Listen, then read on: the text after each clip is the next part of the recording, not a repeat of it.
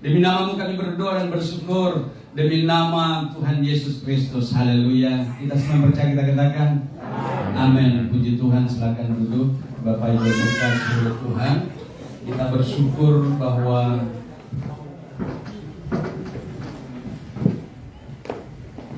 pagi hari ini kita boleh ada sebagaimana kita ada saat ini. Kita boleh bernafas, itu semua karena kasih anugerah Tuhan. Puji Tuhan. Shalom semuanya. Shalom. Bapak Ibu dikasih oleh Tuhan, tentunya saya sangat percaya masing-masing kita memiliki satu persoalan, tetapi saya teramat percaya bahwa siapapun kita yang ada dalam Tuhan, pertolongan Tuhan selalu ada bagi kita. Amin ya. Puji Tuhan, di pagi hari ini kita kembali untuk kita merenungkan kebenaran firman Tuhan. Ya, kita sama-sama dari tempat ini memiliki satu kerinduan untuk kita boleh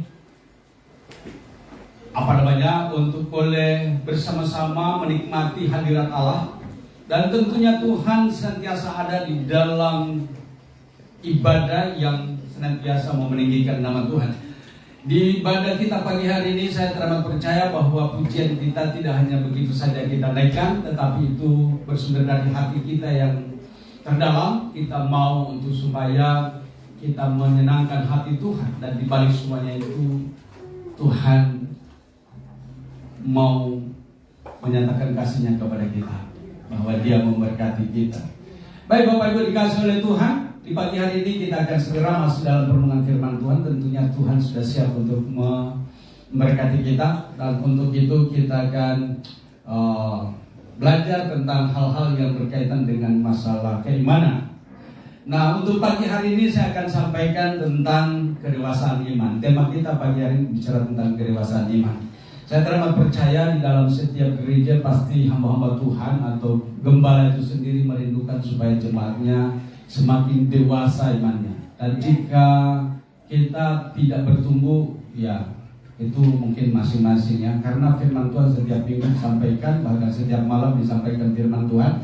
Nah, kalau kita tidak bertumbuh dalam iman, itu saya kira perlu introspeksi aja. Saya kira ya, apakah salahnya para pelayan atau salah sendiri, ya mari kita sendiri akan tahu. Dan untuk itu Bapak Ibu dikasih oleh Tuhan, di dalam pelayanan untuk gereja ini, saya sangat-sangat mengharapkan bahwa kita adalah orang-orang yang memang yang menangkap, dan kita adalah orang-orang yang bisa menerapkan kebenaran firman Tuhan, ya, sehingga iman kita semakin dewasa, ya, bertumbuh ke arah kesempurnaan. Bapak Ibu, maka saat ini saya tentunya akan sampaikan bicara tentang tema kita hari ini, itu adalah kedewasaan iman. Ya, puji Tuhan, saya beberapa minggu yang lalu saya ngobrol-ngobrol sama adik desa ya. Desa saya ngomong bagaimana tanggapannya, dan dia bilang ya cukup bagus, dan kemudian membicarakan tentang bagaimana untuk kita ya, baik media sosial kita maupun fasilitas yang ada di dalam gereja. Saya kira fasilitas yang ada selama ini hampir tidak dipergunakan maksimal, kecuali untuk nyanyian aja. Tetapi saya merindukan sebenarnya ada perubahan. Namun setelah saya ngobrol-ngobrol sama adik desa, dia bilang bagaimana kalau kita kembangkan. Saya bilang oh puji Tuhan, mari ya. Akhirnya saya coba membuat, katanya tolong sampaikan, kasihkan ke saya 3 hari sebelum ibadah supaya dibuatkan. Puji Tuhan, hari ini kita akan lihat berbicara tentang pemanfaatan fasilitas yang ada. Ini berbicara, tema kita pada hari ini adalah kedewasaan iman. Ada 3 tahap di dalam pertumbuhan iman kita untuk menjadi dewasa. Tahap pertama adalah bicara tentang apa di situ dikatakan menjadi ciptaan baru. 2 Korintus 5 ayatnya yang ke-17 dikatakan, siapa yang ada di dalam Kristus, yang lama sudah berlalu, sungguhnya yang baru sudah datang. Oke, kita lihat bahwa fase yang pertama atau tahap pertama untuk kita menjadi orang-orang yang tumbuh dewasa dalam pertumbuhan iman kita, yang pertama adalah menjadi ciptaan baru. Apa apa sih itu ciptaan baru? Nah, di sini kita perlu perhatikan baik-baik. Siapakah kita ini yang telah diselamatkan? Seharusnya kita adalah orang-orang yang menjadi ciptaan baru. Ciptaan baru itu apa sih? Jadi dalam hal ini kita perhatikan baik-baik. Kita boleh lihat apa itu menjadi ciptaan baru. Ciri-ciri orang yang menjadi ciptaan baru, yang pertama, dia adalah orang yang bertobat. Coba dibukakan lebih lanjut. Bahwa kita adalah orang yang sebenarnya hidup di dalam pertobatan. Ada beberapa hal, 4 hal paling tidak. Nah, kita lihat, perhatikan baik-baik dalam hal ini. Efesus 4 ayat 14 sampai dengan ayat 15 dikatakan, sehingga kita bukan lagi anak-anak yang diombang-ambingkan oleh rupa-rupa angin pengajaran, oleh permainan palsu manusia dalam kelicikan mereka yang menyesatkan, tetapi dengan teguh berpegang kepada kebenaran di dalam kasih kita bertumbuh di dalam segala hal ke arah Dia, Kristus yang adalah apa itu di situ? Bukan semuanya itu. Dia adalah Kristus yang adalah kepala. Baik Bapak Ibu dikasih oleh Tuhan, kalau kita melihat bahwa ciri-ciri orang yang bertobat, di dalam hal ini kita lihat bahwa kita adalah orang yang tidak lagi terombang-ambingkan oleh rupa-rupa pengajaran, tetapi kita adalah orang yang bertumbuh ke arah yang lebih yakin dan percaya bahwa apa yang kita pegang itu adalah sesuatu yang prinsip di dalam pertobatan kita, di dalam keselamatan yang kita terima. Nah, oleh sebab itu Bapak Ibu yang dikasih oleh Tuhan, dalam hal ini kita tahu bahwa kenapa kita harus bertobat. Karena kalau kita tidak bertobat, maka kita tidak akan mengalami sesuatu hal yang disebut dengan menerima karunia-karunia. Di dalam Kisah Rasul 2 ayat yang ke-38 di sana dikatakan bahwa bertobatlah dan berilah dirimu dibaptis di dalam nama Tuhan Yesus untuk apa? Untuk pengampunan dosamu, supaya apa? Supaya engkau menerima karunia Roh Kudus. Nah, orang-orang yang akan menerima karunia Roh Kudus inilah yang akan terpimpin hidupnya, akan terpelihara hidupnya di dalam pemahaman dan pengenalan akan kebenaran firman Tuhan yang lebih akurat, lebih baik dan lebih benar. Ada banyak orang tidak dapat memahami firman Tuhan karena apa? Penghambat di dalam diri kita itu besar, yaitu keinginan daging. Itulah ciri-ciri orang yang sebenarnya yang masih dikuasai oleh dosa. Dia tidak akan dapat memahami dengan baik firman yang dia baca setiap hari. Dia baca. Dia dengar. Tapi apa yang dia baca akan berlalu, karena ada ayat mengatakan dia memiliki mata tetapi tidak melihat, memiliki telinga tapi tidak mendengarkan. Nah, oleh sebab itu orang yang tidak bertobat adalah orang-orang yang seperti itu. Adalah orang yang sekalipun dia membaca firman Tuhan tapi tidak memahami dan tidak mengerti. Orang yang mendengarkan khotbah di mana-mana, dia mendengarkan orang yang bersaksi di mana-mana, tapi tidak pernah bertumbuh. Kenapa? Karena dia tidak hidup dalam pertobatan sungguh. Dia ada di mana orang bertumbuh? Dia ada di gereja. Ada di gereja, tapi datang ke gereja sama pulangnya sama mawar. Dia pulang dengan kosong. Dia tidak mendapat apa-apa. Dia tidak membawa apa-apa. Kenapa? Karena dia memelihara kedagingan dalam dirinya. Kedagingan kita lah yang menghambat kita untuk dapat memahami kebenaran firman Tuhan. Oleh sebab itu Rasul Paulus berkata, matikan segala sesuatu duniawi dalam dirimu, yang percauran, nafsu jahat, keserakahan, dan kenajisan yang sama dengan penyembahan berhala. Itulah penghambat utama bagi kita. Kita tidak akan pernah maju, kita tidak akan bertumbuh iman kita. Kenapa? Karena kita memelihara dosa. Dalam Yesaya 59 dikatakan, telinga Tuhan tidak kurang tajam dan tangan Tuhan tidak kurang panjang mengulurkan untuk menolong kita, tetapi yang merupakan pemisah antara kita dengan Allah, sehingga ia tidak mendengarkan, tidak menjawab doa kita, yaitu apa? DOSA. Nah, oleh sebab itu dikatakan di sini, supaya iman kita bertumbuh dewasa, maka kita harus benar-benar hidup dalam pertobatan. Ada amin? Ini penting, karena kita tidak pernah bertumbuh karena kita tidak sungguh-sungguh bertobat. Lalu ada pertanyaan, apakah orang-orang yang sudah bertobat dia tidak ada melakukan pelanggaran? Oh, masih. Karena kita tidak akan terlepas, tubuh daging ini kita ada. Tetapi kembali lagi kita tidak memelihara tentang apa itu dosa. Tetapi katakan firman Tuhan, kerjakanlah keselamatanmu setiap hari. Artinya kehidupan kita yang selama kita masih ada dalam dunia ini, kita harus berusaha untuk mengerjakan keselamatan kita. Jangan sia-siakan waktu.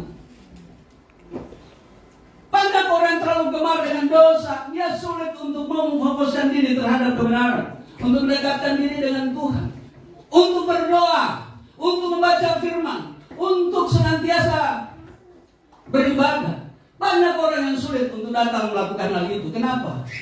Karena masih teringat dengan dosa. Dia senang melakukan itu. Dia gemar.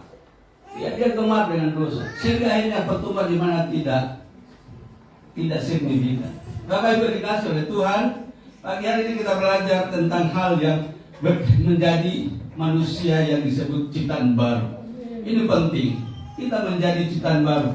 Apa itu ciptaan baru? Ciptaan baru adalah orang yang sudah bertobat.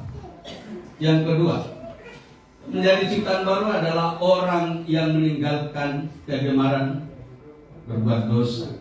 Yang ketiga, orang yang sadar akan dosa. Yang keempat, orang yang mau mati dari hal-hal duniawi. Itulah kira-kira menjadi manusia ciptaan baru. Selanjutnya kita akan lihat tahap yang kedua. Yang kedua adalah kedewasaan. Berbicara tentang kedewasaan, ada banyak orang yang tidak bisa hidup benar karena dia tidak benar-benar bertumbuh iman. Hidupnya bayi terus, hari-hari makanannya susu terus. Dalam Ibrani dikatakan, kalau ditinjau dari sisi waktu, hidup kita ini sudah menjadi pengajar. Minta tolong dibuka di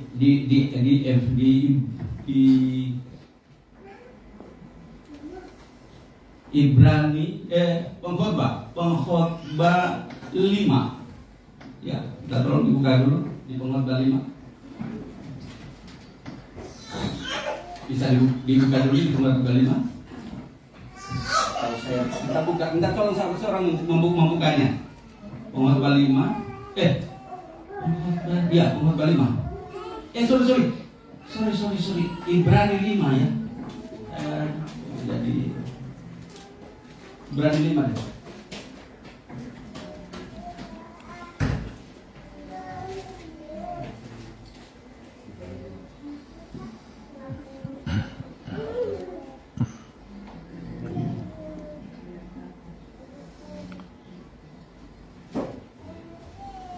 Oke. Ayat 11. Coba kita baca bersama-sama semua yang sudah mendapatkannya. Ibrani 5 ayat yang ke-11. Kita baca 2-3. Dan dalam hal itu banyak harus kami katakan, tetapi yang sukar untuk dijelaskan, karena kamu telah lamban dalam hal mendengarkan. Sebab sekalipun kamu ditinjau dari sudut waktu, sudah seharusnya menjadi pengajar. Kamu masih perlu lagi diajarkan asas-asas pokok dari penyataan Allah, dan kamu masih memerlukan susu, bukan makanan keras. Sebab barang siapa masih memerlukan susu, ia tidak memahami ajaran tentang kebenaran, sebab ia adalah anak kecil. Tetapi makanan keras adalah untuk orang-orang dewasa yang karena mempunyai pancendera yang terlatih untuk membedakan yang baik daripada yang jahat. Nah, ini kalau ditinjau dari sisi waktu, dari sudut waktu, kita ini tidak ada orang dibilang katanya sudah Kristen dan dalam kandungan. Tapi kenapa ya nggak ngerti firman Tuhan? Kenapa ia masih terus hidup di dalam kegemaran melakukan dosa? Bukankah Tuhan itu menjanjikan untuk kita boleh menikmati semua berkat yang disediakannya? Ada amin? Amin. Tapi kenapa kita gemar dengan dosa? Perlu kita tahu bahwa dosa tidak akan mengerjakan lebih baik hal-hal yang untuk mendapatkan semua janji Bapa. Tetapi kalau kita meninggalkan semua dosa, Tuhan janjikan untuk kita menikmati semua berkat yang disediakan oleh Bapa. Ada amin? Tapi kita masih gemar dengan dosa. Bagaimana kita mau dewasa? Nah, oleh sebab itu poin yang kedua, fase yang kedua bicara tentang kedewasaan, perlu kita perhatikan dari sini. Orang yang dewasa itu adalah orang yang tidak akan tergoncang lagi oleh apapun, tidak akan terpengaruh dengan banyak hal tentang ajaran-ajaran, ya, ajaran-ajaran filsafat. Ya, kita seringkali nggak kuat dan teguh berpegang kepada satu prinsip kebenaran yang firman Tuhan yang kita terima. Kita goyah. Kadang-kadang ada orang yang bilang seperti ini, di sana itu, pendeta besar di sana. Siapa yang pendeta besar? Puji Tuhan kemarin diajarkan tentang hal itu. Siapa yang pendeta besar di kolong langit ini? Nggak ada. Saya sama setuju. Tidak ada pendeta yang besar. Kadang-kadang kita mengagung-agungkan orang. Tahu nggak bahwa kalau kita mengagung-agungkan orang, mengagung-agungkan hamba Tuhan, kita sedang menjerumuskan hamba Tuhan untuk masuk di dalam perangkap. Iblis tuh coba menanti-nantikan seperti itu. Kadang-kadang kita berpikir bahwa iya ya, sepertinya memang di sana itu dipakai Tuhan. Kita ini terlalu bodoh. Hamba kita itu dosa. Ya, kalau kita tahu bahwa Tuhan itu telah memberikan otoritas kepada kita, kenapa kita berpikir bahwa di sana ada kuasa? Padamu itu ada kuasa, amin. Sebenarnya tidak usah kau melangkah dua langkah, satu langkah atau dua langkah. Itu langsung ada padamu. Kuncinya adalah pertobatan. Bahwa untuk mendatangkan kuasa otoritas itu pada kita hanya dengan pertobatan, amin. Nah, kalau kita hidup dalam pertobatan sebenarnya tidak usah melangkah dua langkah. Nggak usah melangkahkan kaki, Tuhan itu ada bersama engkau. Amin. Dia ada pada kita. Dia menganugerahkan pada kita. Nah, oleh sebab itu sebelum ia meninggalkan bumi ini, sebelum ia meninggalkan dunia ini, ia telah memanggil murid-muridnya untuk dia berikan kuasa kepada mereka. Untuk apa? Untuk menyertai kita di dalam panggilan kita untuk melayani. Tetapi kita tidak memanfaatkannya dengan baik. Kenapa? Karena kita syarat dengan keinginan dosa. Itu tadi yang dikatakan bahwa dosa itulah yang membawa kita untuk mengenal lebih baik lagi dan benar itu Tuhan itu. Bahkan kita lebih gemar dengan hal-hal yang sifatnya yang kotor. Nah, oleh sebab itu Tuhan mau supaya kita hidup sungguh-sungguh bertobat. Amin. Nah, dalam hal inilah sebenarnya diingatkan kepada kita. Nah, puji Tuhan, kalau pagi hari ini kita diingatkan bahwa supaya ada kedewasaan iman. Kedewasaan iman itu penting dan itu yang penting bagi kita sebagai anak-anak Tuhan. Karena kalau tidak ada pendewasaan iman, kita tidak akan mampu hidup di dalam kebenaran itu sendiri. Karena kebenaran itu bukan suatu hal yang sulit dikerjakan. Bukan sesuatu hal yang sulit, tetapi kita enggan untuk melakukannya. Ya, yang memang sebenarnya sulit juga ya sebenarnya. Kenapa? Karena kalau kita mau hidup bertobat sungguh-sungguh, ada hal yang harus dipotong-potong dari diri kita. Apa saja itu? Ya, banyak keinginan hati kita, keinginan daging kita ini itu terlalu syarat dengan hal-hal yang duniawi. Nah, oleh sebab itulah yang membuat kita terbatas untuk menghampiri Allah dalam hal ini. Nah, oke. Itu poin yang kedua, berbicara tentang kedewasaan. Jadi dalam hal kedewasaan iman itu penting. Saya kira semua hamba Tuhan dalam pastoral gereja, pengembalaan gereja, itu hamba Tuhannya merindukan supaya semua jemaatnya itu dewasa. Nah, oleh sebab itu pengajaran-pengajaran yang disampaikan kami tidak hanya ajarkan di hari Minggu aja. 1 kali 24 jam selalu ada. Bahkan 1 kali 24 jam bisa 2 atau 3 kali kami sampaikan. Setiap hari, setiap malam, setiap subuh sekarang ditambahkan.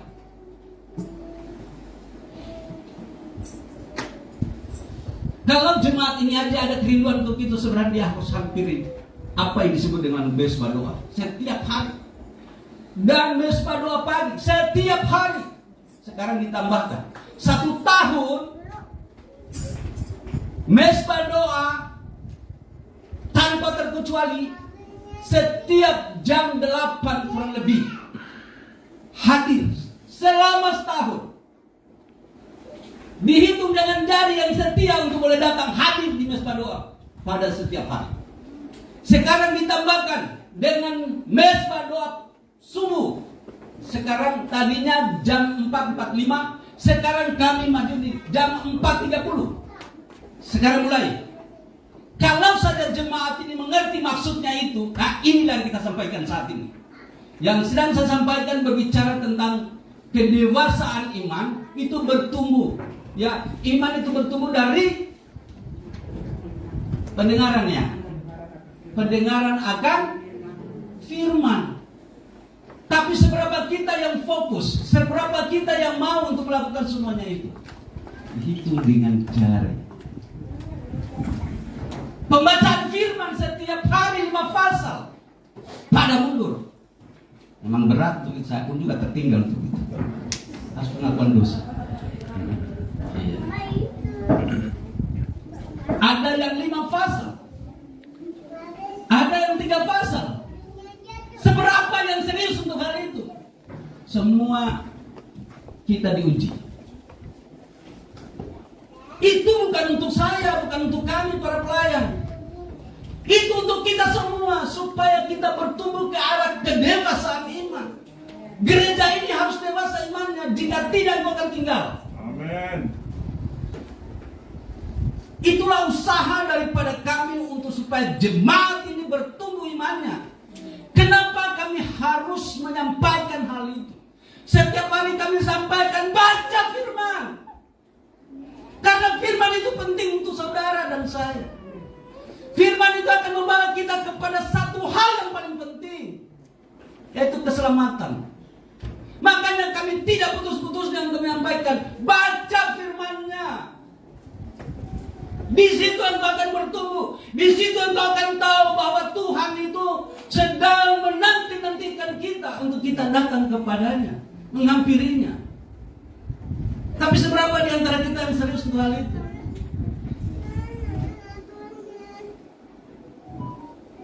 Ini penting. Anak-anak kita sedang diarahkan ke sana. Ada yang bilang, gak usah baca kayak koran. Enggak. Itu firman, kau tidak baca kayak koran. Apapun yang bacalah. Suatu waktu engkau akan mengerti. Pada waktu orang berbicara sesuatu tentang hal yang berkaitan dengan kebenaran dan dosa, engkau akan teringat, iya firman itu saya pernah baca, ada di sini. Kau baliklah lihat. Oh iya ya. Jadi yang kau berpikir bahwa itu kayak baca koran, enggak. Itu firman yang kau baca. Bagaimana engkau bisa berbicara tentang firman Tuhan kalau engkau sendiri tidak membacanya? Bagaimana engkau mau hidup dalam firman kalau engkau berkata bahwa malas baca firman? Justru firman itu yang akan menghidupkan engkau. Ada amin? Makanya firman itu kalau kita nikmati, dia itu akan diperdagingkan. Dan kalau firman kita baca dan kita nikmati dan diperdagingkan, maka itulah yang disebut dengan firman itu tidak lagi tertulis di loh batu, tetapi firman itu tertulis di loh daging, itu dalam hati saudara dan saya. Dengan demikian hidup kita akan berubah seturut kehendak Allah. Nah, firman itu engkau tidak lagi dikatakan bahwa ya ada firman dari mana aku ambil dulu Alkitab. Enggak. Firman itu akan terpancar dari hidupmu sekalipun engkau tidak hafal. Tapi semua gerak-gerikmu, semua kehidupanmu itu akan mencerminkan kebenaran firman Tuhan. Makanya Alkitab katakan bahwa firman itu menjadi saudara dan saya menjadi suratan Kristus yang dapat dibaca oleh semua orang. Inilah berbicara tentang ciri-ciri kedewasaan, bahwa hidup kita takut untuk berbuat dosa. Ada amin? Apa saja itu dosa? Oh, dari tanah ini sampai langit engkau tidak akan cukup untuk memuatnya kalau ditulis satu-satu. Nah cukup, terlalu banyak. Apa sih itu firman? Apa itu dosa? Banyak. Tapi puji Tuhan, kita akan terus memandangkan, baca firman, ikut mesbah. Engkau akan tahu, suatu kelak nantinya engkau akan tahu dan engkau akan berkata, sungguh benar firman itu. Tuhan itu baik. Kasih setia Tuhan itu selama-lamanya. Kau akan nantinya berkarya seperti itu. Dan jangan tunggu sampai kakek-kakek, nenek-nenek. Ya, puji Tuhan kalau ada yang sudah tua, tapi gemar, itu karena dia sudah terbiasa. Dia cinta akan firman-Nya. Dia mau senantiasa bergaul erat dengan firman. Ada amin. Ya, puji Tuhan. Seberapa di kita ini, ada berapa yang sudah usia. Ya, puji Tuhan, masih gemar baca firman. Ya, Tuhan memberkati kita. Ya, mari kita lanjutkan. Selain daripada kedewasaan, itu kita melihat bahwa ternyata penting untuk tahap ketiga itu adalah penyempurnaan. Baik, Bapak Ibu dikasih oleh Tuhan, kita lihat apa sih yang disebut dengan kesempurnaan. Tadi kalau bicara tentang kedewasaan ada berapa hal berkaitan dengan apa yang kita. Saya masih di kedewasaan. Dikatakan begini, Tuhan memberikan 5 hal di dalam kehidupan pelayanan gereja, yaitu berbicara tentang pelayanan 5 jabatan. 5 jabatan ini penting. Ya, di situ ada nabi, ada rasul. Ya, karunia-Nya ya, ada nabi, ada rasul, ada penginjil, ada pengajar, ada gembala. Nah, tugas tanggung jawabnya adalah mengingatkan seperti apa yang tadi saya katakan ini. Ya, berbicara tentang hal-hal yang penting dalam hal. Di dalam hal ini Tuhan memberikan tentang hal yang paling penting dalam kehidupan kita, dalam memperlengkapi diri kita. Tapi kembali hal ini bukanlah sesuatu hal yang hanya dikerjakan oleh hamba-hamba Tuhan atau para pendeta majelis di tempat ini. Tidak hanya itu aja, tetapi di sini kita semua itu adalah orang-orang yang berhak menerima ini. Kita bisa memiliki beberapa karunia jabatan yang ada, walaupun kita bukan pelayan seperti ya seorang gembala. Ya, saya secara real nyata di sini bahwa saya gembala. Tetapi kita akan memiliki karunia itu dalam diri kita, walaupun kita adalah jemaat biasa. Sehingga akhirnya kita bisa memimpin paling tidak diri kita, ya. Kemudian kita berada dimanapun kita berada, kita juga bisa menjadi berkat seperti apa yang dikatakan di situ. Kita memiliki karunia menginjil, ya, memiliki karunia mengajar. Itu bisa aja, jemaat biasa itu bisa dipakai Tuhan luar biasa. Ya, tidak hanya kepada orang-orang yang melayani di altar ini, tetapi kepada kita semua, jemaat biasa atau awam yang dimaksudkan seperti itu, kita bisa menjadi berkat kepada siapa saja yang ada di lingkungan kita berada pada waktu itu. Jadi jangan kita berpikir, karena saya bukan pelayan di gereja, ngapain saya belajar tentang hal itu. Bapak Ibu, kita ini semua hamba Tuhan, ada amin ya. Kita memiliki tugas tanggung jawab untuk memberitakan firman Tuhan. Wah, ini waktu ini udah berjalannya waktu, kita masuk ke poin yang terakhir, berbicara penyempurnaan. Oke, kita tahu bahwa kehidupan jemaat itu harus mengarah kepada satu fase yang terakhir, berbicara tentang kesempurnaan. Nah, yang sempurna hanya Tuhan. Ada amin ya? Amin. Tapi saya mau tanya, apakah kita sempurna? Orang pasti mengatakan kita tidak sempurna. Tapi Tuhan katakan, aku ada di dalam kamu. Ya, kamu adalah bait. Paulus katakan bahwa kita adalah bait Allah. Nah, kalau yang sempurna ada dalam kita, kira-kira kita bisa sempurna? Ini orang ragu-ragu dalam hal ini. Kita tidak bisa sempurna, tapi yang sempurna menyempurnakan kita. Ada amin? Oleh sebab itu kita takut berbuat dosa. Artinya kita hidup dalam kesempurnaan. Ada amin? Yang sempurna Tuhan itu sendiri. Tetapi jika Tuhan ada di dalam hidup saudara, maka semua kehidupan kita akan disempurnakan oleh Allah. Sehingga hidup kita akan memancarkan kemuliaan Tuhan. Kenapa? Karena Allah yang sempurna menyempurnakan ciptaannya yang hidup bertobat. Tadi bicara tentang pertama. Makanya dia memiliki suatu hubungan yang erat untuk menyatakan kemuliaan Tuhan. Dan kemuliaan Tuhan itu tidak terpancar dari ciptaan yang lain, tetapi kemuliaan Tuhan terpancar dari hidup saudara dan saya.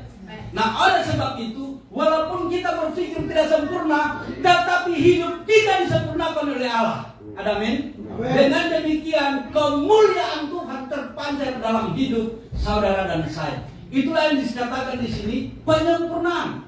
Kesempurnaan milik Allah, tetapi kita adalah milik Allah yang hidup bertobat, maka hidup kita disempurnakan oleh Allah, sehingga hidup kita terpancar untuk kemuliaan bagi nama Tuhan. Ada amin? Nah, itu dia sebenarnya.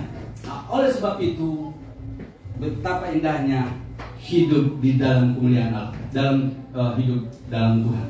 Nah, di antaranya berbicara tentang hal ini, yaitu kalau kita lihat baca di dalam 1 Korintus 13 ayat 13, di sana dikatakan bicara apa? Demikianlah tinggal ketiga hal ini, yaitu iman, pengharapan, dan kasih, dan yang paling sempurna di antaranya adalah kasih. Bapak Ibu, kalau Tuhan yang adalah kasih ada hidup di dalam saudara dan saya, maka iman kita akan disempurnakan. Ada amin?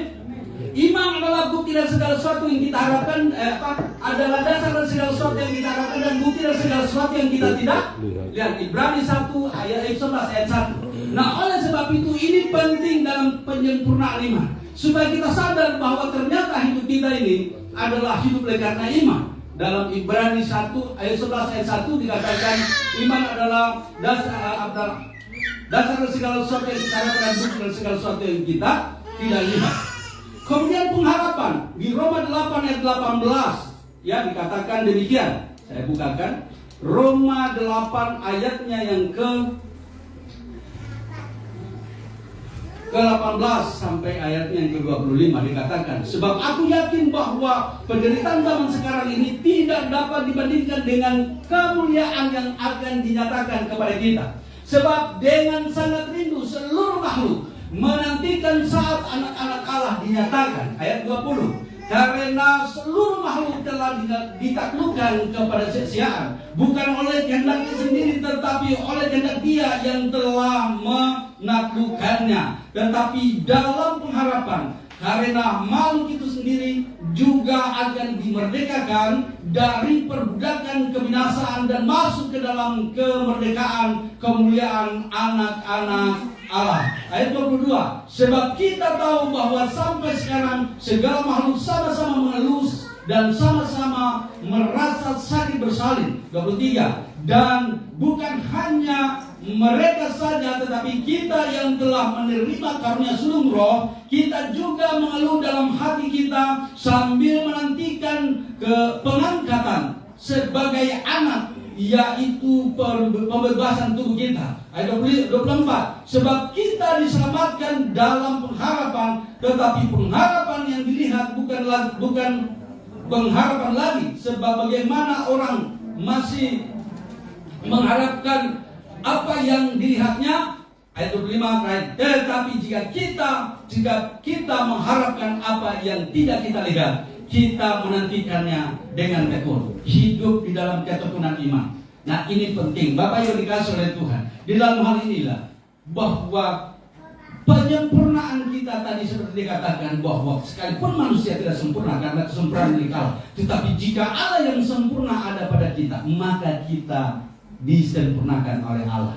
Dengan demikian kemuliaan Tuhan terpancar dari hidup saudara dan saya. Saya kira demikian firman Tuhan pada pagi hari ini. Ya, kita sudah boleh melihatnya dari beberapa hal berbicara tentang kedewasaan. Ya, kedewasaan iman. Kedewasaan iman itu tidak serta-merta. Kedewasaan itu membutuhkan pengorbanan. Kedewasaan iman itu adalah ketaatan. Kedewasaan iman itu adalah satu pergumulan panjang. Tetapi kita tahu bahwa semua itu kita dapatkan oleh karena kasih anugerah Tuhan. Dan Tuhan memberkati kita semua. Puji Tuhan. Kita akan masuk di dalam perkara yang lebih lanjut. Sebelumnya kita akan berdoa untuk firman. Bapa yang baik, kami bersyukur kepadamu kalau pagi hari ini kembali diingatkan kepada kami berbicara tentang kedewasaan iman di gereja tempat ini. Sesungguhnya kami terbatas, banyak hal yang membuat kami terbatas untuk menghampirimu.